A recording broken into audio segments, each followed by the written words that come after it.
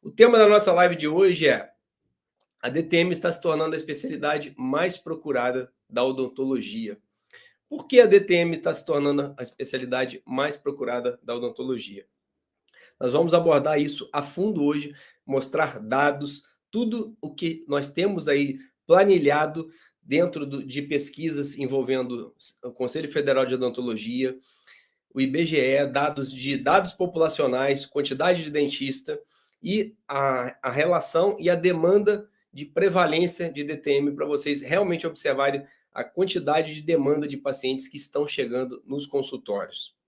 Eu sou Lucas Carvalho, mestre, especialista e doutor em DTM, coordeno cursos de DTM e dor orofacial e quero te mostrar por que realmente a DTM é a especialidade do futuro. É um mar azul dentro da odontologia, em que nós temos profissionais, às vezes, que saem da graduação, ou até mesmo profissionais que já têm um tempo de cadeira, um tempo no mercado, e às vezes vislumbram outras especialidades, como a própria ortodontia, como a própria implantodontia, e começam a se deparar com uma quantidade, uma concorrência muito grande.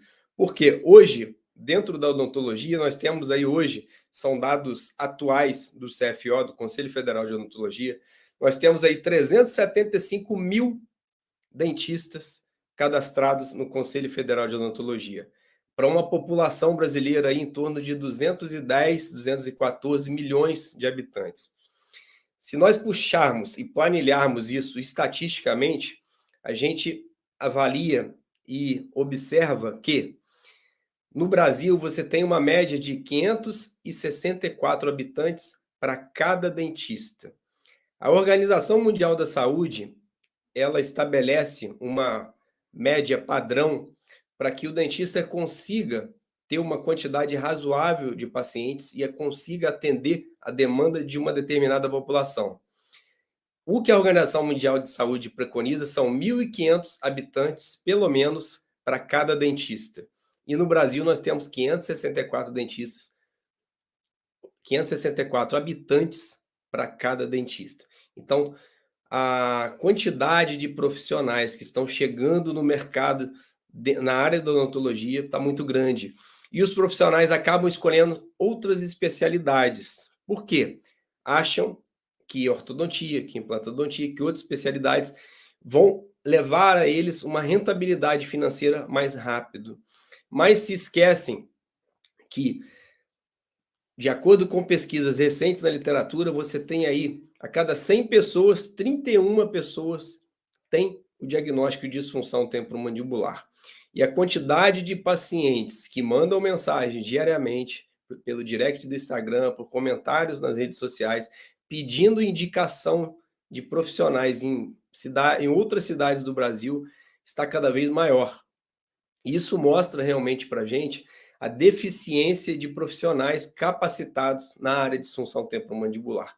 Então, existem profissionais, uma quantidade muito grande em outras especialidades, e na área de DTM a gente não tem profissional capacitado o suficiente para atender essa demanda. Hoje, para vocês terem uma ideia, no Brasil, nós temos aí 0,4% dos dentistas são capacitados para receber pacientes com DTM.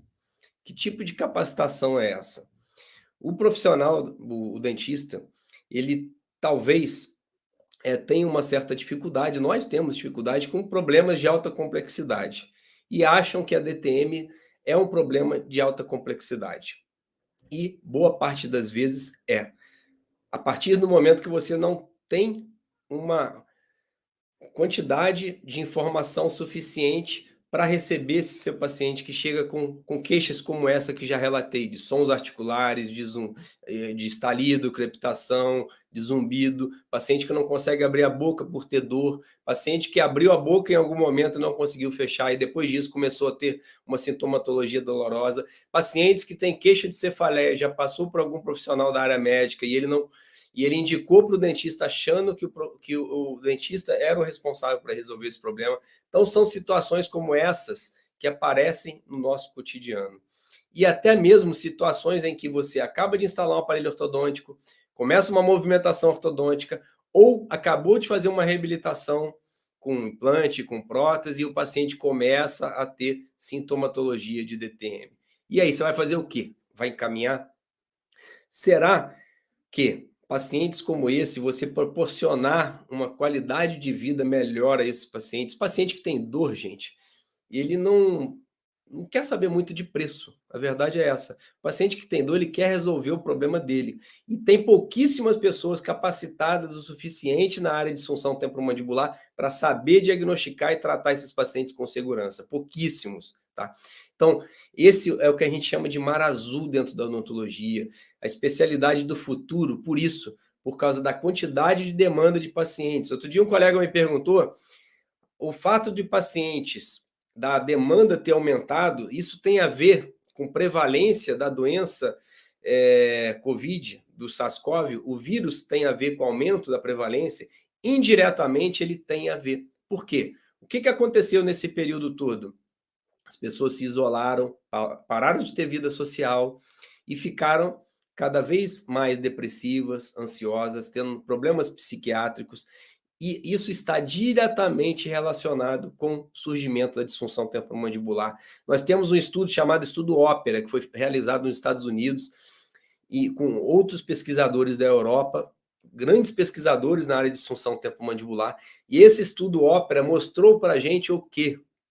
Que a maior parte dos pacientes que têm DTM é em decorrência de transtornos psicossociais, de alterações psicossomáticas. E caiu-se por terra, depois desse estudo, inúmeras situações que pensava-se que, por exemplo, o fato do paciente não ter uma boa oclusão, aquilo ali era o principal causador da DTM. O paciente que não tinha um bom posicionamento da cabeça da mandíbula, ou seja, aquela posição centralizada da cabeça da mandíbula dentro da fossa mandibular, que é o que nós chamamos de relação cêntrica, que essas alterações estruturais não são tão importantes para causar disfunção temporomandibular como se pensava no passado. Isso tudo a gente vem abordando de uma forma profunda diariamente. Para quê? Para conscientizar cada vez mais profissionais da odontologia a aprenderem a DTM embasado na literatura científica e saber receber esse paciente para realmente dar uma qualidade de vida melhor a esses pacientes. E o que a gente observa por estar na área acadêmica é que, dentro da graduação, o estudo na área de disfunção temporomandibular e dor orofacial acaba sendo extremamente superficial. Essa especialidade acaba estando ligada a quê? A disciplina de oclusão, a disciplina de prótese, a disciplina, às vezes, até de ortodontia. Por que isso? Não deixa de ser uma especialidade nova, você tem aí 20 anos de especialidade que ela foi registrada no conselho, a própria Sociedade Brasileira de Disfunção Temporomandibular e Dor Orofacial é relativamente nova. Então, esse trabalho de conscientização dos profissionais da área de odontologia, dos dentistas, é extremamente importante. E vocês realmente saberem que o simples fato de você colocar um aparelho interoclusal, isso não é o mais importante, às vezes, para o seu paciente que tem DTM. O fato de você, às vezes, querer aplicar uma toxina botulínica no seu paciente para controlar um apertamento e indiretamente tratar a DTM. Existem inúmeros estudos mostrando que isso não leva ao sucesso dentro do tratamento na área de DTM. E, pensando nessa abordagem superficial que a graduação hoje dá para os profissionais da área de odontologia, a gente observa que você tem uma nova fase na odontologia, que acaba sendo um divisor de águas. Que divisor de águas é esse? É uma especialidade em que poucas pessoas trabalham, poucas pessoas têm conhecimento, e ao mesmo tempo você tem uma quantidade de pacientes chegando enorme. Pensa bem, 31% da população tem DTM, tem o diagnóstico, isso é pesquisa. Essa pesquisa foi publicada no ano passado, e existem inúmeras. Antigamente, há 10, 15 anos atrás, os estudos mostravam que a prevalência de DTM em criança e adolescente, por exemplo, era muito baixa. Hoje você tem uma prevalência de DTM em criança e adolescente, vários estudos mostrando isso, estudos assim com 1.500 pacientes, 1.500 indivíduos, estudos com 2.000, com 3.000 indivíduos. vários estudos, estudos multicêntricos no mundo todo, mostrando que crianças e adolescentes hoje têm uma prevalência relativamente alta de DTM, variando entre 22% a 33% da população. Ou seja, a cada 100 crianças e adolescentes, variando entre 10 a 17 anos de idade, essa foi a média das pesquisas, de 22, ou seja, a cada 100 crianças e adolescentes, de 22 a 33 tem o diagnóstico de DTM. Então, isso não deixa de ser um divisor de água muito forte dentro da nossa profissão. E o que a gente tem observado? O que acontece com o dentista que não consegue diagnosticar e tratar DTM? Ele se torna um dentista encaminhologista. Ele vai encaminhar aquele paciente, porque ele fez uma reabilitação. Imagina uma situação que você acabou de fazer uma reabilitação com implante. Aquele trabalho ficou lindo. E o paciente na semana seguinte te liga: doutor, sabe aquele implante que o senhor colocou? Tá lindo. Só que depois da cirurgia, doutor, eu tô com a dor aqui perto do ouvido insuportável. E eu tenho certeza que foi da cirurgia, doutor. O que o senhor pode fazer por mim? Aí você vai, pega o telefone, liga para um colega: ó, eu não trabalho com isso, eu vou te indicar para um colega. Será que isso para o paciente vai passar uma boa imagem do profissional para o paciente? Talvez não.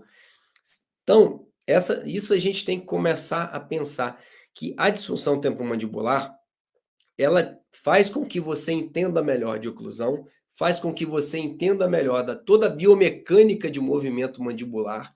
Então, você imagina, se você está fazendo um trabalho reabilitador aqui, nessa região oral do paciente, você precisa entender como que acontece por trás disso tudo. O que faz esses dentes se tocarem, a forma deles se tocarem. Então, tudo isso é extremamente importante para o teu sucesso lá na frente. Então, se você começar a pensar o que vale mais, estudar DTM ou outras especialidades. O fato de você gostar de uma especialidade, como implantodontia, como ortodontia. Eu sou implantodontista, eu sou ortodontista, como a parte de clínica geral, dentística, endodontia, periodontia, é importante. Porém, a gente tem que começar a pensar que a disfunção temporomandibular, é a responsável para que tudo isso funcione bem. Teu tratamento endodôntico tem um sucesso, teu tratamento periodontal, teu tratamento ortodôntico. Por quê? O engrenamento de tudo isso aqui está ligado a quem? A articulação temporomandibular, aos músculos da mastigação. Então, essa complexidade que às vezes a gente acha, eu vou precisar estudar muito para entender tudo isso.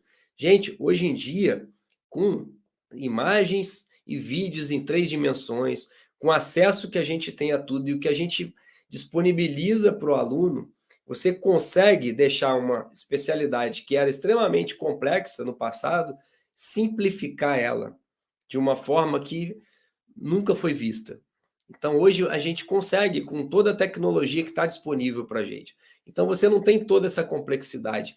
E o que me ajudou muito, confesso para vocês, foi o conhecimento que eu comecei a ter quando eu me juntei a neurologistas. Quando eu fiz um outro mestrado e o doutorado com a neurologia, associando, trazendo para o campo da disfunção temporomandibular e do orofacial. Aí sim, eu comecei a abordar meu paciente de uma forma diferente, de uma forma que eu nunca tinha feito. Ou seja, eu fazia realmente uma consulta como se fosse uma consulta médica. Isso, além de demandar uma confiança e uma relação com o paciente tão grande, que você já tem, na sua consulta inicial, uma coisa a seu favor, que é essa segurança sua de abordar o paciente e a segurança que você passa para o seu paciente. Isso não tem preço, tá? Então, na primeira consulta, você já faz uma consulta de encantamento, mostrando tudo aquilo que você sabe. E isso, a neurologia, dentro da pós-graduação, da faculdade de medicina, no setor de neurologia, isso me ajudou demais, demais, demais. E a DTM, pessoal, ela está proporcionando recursos financeiros aos dentistas. Por quê? Existem muitos pacientes peregrinando de consultório em consultório, procurando soluções para resolver o problema deles. Por quê? Quem tem dor não quer esperar. E dor é uma coisa muito subjetiva. Às vezes o companheiro não dá a devida atenção, às vezes a mãe não dá a devida atenção, às vezes o irmão, o filho, o cônjuge não dá a devida atenção. E dor é uma coisa que deixa a pessoa cada vez mais depressiva, cada vez mais de mal com a vida, e ela quer resolver aquele problema a todo custo. Então ela não pensa muito na parte em outras situações, principalmente financeiras. Então ela quer resolver o problema. Então isso tem aumentado o sucesso dos profissionais da área de odontologia de uma forma a torná-los referência nas cidades que eles trabalham, nas regiões que eles trabalham. Por quê? Porque é uma especialidade que ninguém sabe. Pouquíssimos profissionais sabem. Você imagina, 0,4% dos dentistas estão capacitados para receber, diagnosticar e tratar pacientes com DTM e com segurança. Eu vou contar um pouquinho por que eu decidi estudar DTM. O que acontecia antes de eu entender a DTM? O que mudou nos atendimentos? O que mudou para os meus pacientes? Como seria se eu não fosse capacitado para tratar DTM? Então, a DTM, dentro realmente da minha vida acadêmica, da minha vida como pesquisador e da minha vida como clínico, foi um divisor de águas. Por que foi um divisor de águas? Porque com a disfunção temporomandibular, eu comecei a fazer uma abordagem, como eu falei com vocês, como se fosse realmente um investigador, um médico investigador. Você já foi numa consulta médica? Às vezes, o que a gente mais reclama quando você vai ao médico? Que o médico não tocou em você, que fez uma consulta extremamente rápida e não deu atenção ao seu problema. E esses pacientes que sofrem com dor, eles querem exatamente isso. Eles querem ser tocados, eles querem que você reproduza o problema dele no momento da palpação, que a grande importância da avaliação clínica é essa, é você reproduzir a dor do paciente, você dar atenção a ele, saber ouvir esse paciente, saber entender o problema dele, saber fazer o que a gente chama de tomada de história da queixa do paciente, para aí sim você traçar o seu planejamento de tratamento. Isso é extremamente importante nesses pacientes. E isso realmente foi um divisor de água na minha vida. Isso me tornou referência na minha cidade, na região onde eu trabalho, e me tornou referência entre os colegas de profissão. Ou seja, fazer uma especialidade que pouquíssimas pessoas faziam. Isso há 15 anos atrás. E, por incrível que pareça, passados esses 15 anos, que eu comecei a aprofundar na disfunção temporomandibular, continuam os mesmos problemas. Os profissionais querendo tratar DTM com conhecimento da graduação, achando que placa trata todos os problemas de DTM, achando que maloclusão é o principal fator causador da DTM, e pouquíssimos profissionais capacitados de DTM, em consequência disso, pacientes continuam com os mesmos problemas. O paciente vai e procura o ortodontista, eu estou com uma dor. Um ano depois ele fala, doutor, sabe aquela dor que eu tinha? Meus dentes estão lindos, mas a dor continua. Então são situações como essa que é o que a gente passa no dia a dia. E o grande problema é que às vezes você pega realmente um paciente em que aquele paciente especificamente, ele tinha, por exemplo, um bruxismo do sono, você colocou um aparelho interoclusal para controlar o bruxismo do sono e a sintomatologia dolorosa desapareceu. Só que, dentro da área de saúde, um fato de sucesso não quer dizer que todos serão sucesso. E é o que a gente observa dentro da literatura, em todo o embasamento que a literatura científica mostra para a gente. Então, o que eu sugiro para vocês, busquem pessoas que falam da DTM de forma embasada na literatura científica. A gente vai ter um evento, pessoal, gratuito, online, que vai acontecer do dia 25 de julho a 1º de agosto.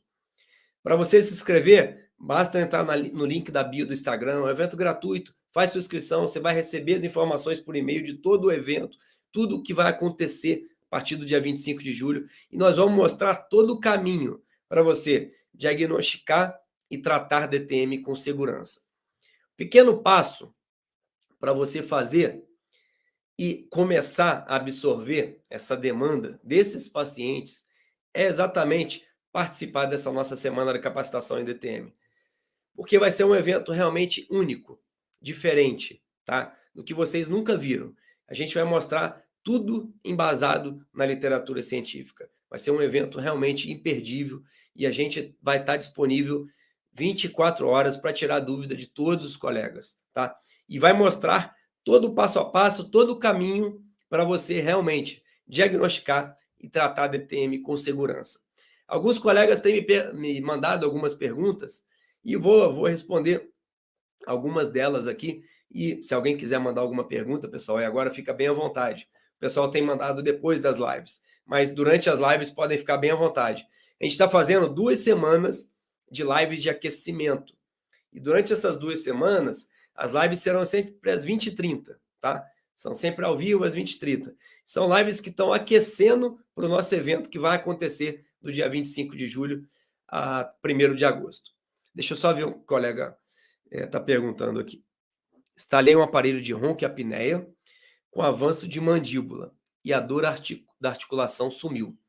Por que isso aconteceu?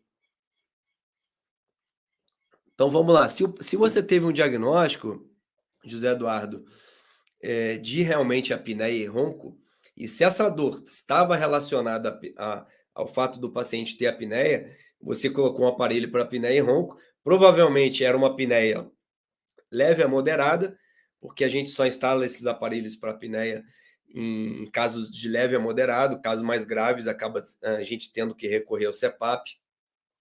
E esses pacientes que têm apneia, que é muito comum, Zé Eduardo, o paciente ter um bruxismo. Então, algumas situações, boa parte delas, o que acontece com o paciente que tem apneia? Quando você tem uma falta de oxigenação, você tem um comprometimento cardíaco e cerebral em pacientes que têm apneia, e o paciente está dormindo. A posição dele estar dormindo, principalmente paciente obeso, a posição a língua, ela vai mais ainda para a parte posterior e obstrui mais ainda a passagem de ar. E o que acontece com esse paciente? O sistema nervoso central emite uma mensagem falando, olha, você tem que fazer alguma coisa para esse cara respirar, para ele voltar a oxigenar. Porque a patência das vias aéreas está comprometida. E o que o paciente faz? Ele começa a fazer movimentos mandibulares, e esses movimentos mandibulares são atividades musculares repetitivas, ou de toque dentário, que você tem um bruxismo, ou de simples movimentos mandibulares. Para que isso? Para liberar a patência das vias aéreas e o paciente voltar a respirar. Então, é muito comum o paciente ter bruxismo quando tem apneia. Então, nesse momento, se você diagnosticou a apneia, você não vai colocar um aparelho interoclusal para cuidar de quê? Para cuidar do bruxismo do sono. Pelo contrário, você vai precisar usar um aparelho para avançar a mandíbula. E pode ser que, por esse motivo, esse seu paciente tinha essas dores, que você falou que ele tinha uma dor articular, que ele tinha uma sintomatologia dolorosa. E você colocou esse aparelho de avanço mandibular, você automaticamente controlou o bruxismo dele, porque ele não passou a ter a mandíbula avançada, liberou a patência das vias aéreas, o sistema nervoso central não emitiu mais nenhuma mensagem e o paciente não fez movimento mandibular mais. Por quê? Ele já estava numa condição sadia em relação à respiração durante o sono. Tá? Então, essa é a explicação mais prudente e mais embasada aí dentro da literatura científica, Zé Eduardo. Não sei se eu consegui te responder. Tá legal? E juntando isso, às vezes, os colegas mandam mensagens também perguntando o seguinte: olha, o paciente que tem DTM, se ele chega para mim buscando um tratamento, eu posso falar que esse tratamento vai curar ele? DTM tem cura? É uma pergunta dos alunos às vezes. Olha, se a gente pensar em tratamento, definição de tratamento, porque às vezes o colega não gosta de falar, eu vou fazer um controle da DTM, não vou tratar a DTM, eu vou controlar a DTM. Só que a definição de tratamento no dicionário lá, no Antigo Aurélio, no Wikipedia, no dicionário da língua portuguesa hoje, a definição de tratamento é o quê? É alívio ou remoção total do problema do paciente, da sintomatologia do paciente. Então, se você aliviou a sintomatologia do paciente, pode ser considerado um tratamento. Só que a DTM, a gente fala que ela é cíclica. Então, o paciente que você fez o tratamento para DTM, curou o problema dele e naquele momento ele está curado. Só que aquele problema, ou articular, ou muscular, ele pode voltar daqui a 5 anos, daqui a 10 anos, daqui a 1 ano, daqui a 6 meses. Depende das condições que aquele organismo do indivíduo vai estar naquele momento. Então, por isso que a gente fala que a DTM é cíclica, tá? A gente acompanha muitos pacientes ao longo dos anos e observa o quê? A maioria dos pacientes, quando tem episódios de recidiva do problema, o episódio acaba sendo um pouco diferente e o próprio paciente já começa a entender o problema dele, controlar, e o tratamento ele passa para o profissional, para o dentista. Num segundo momento, ele passa a ser muito mais simples do que ele foi naquele primeiro momento. Então, a DTM tem cura?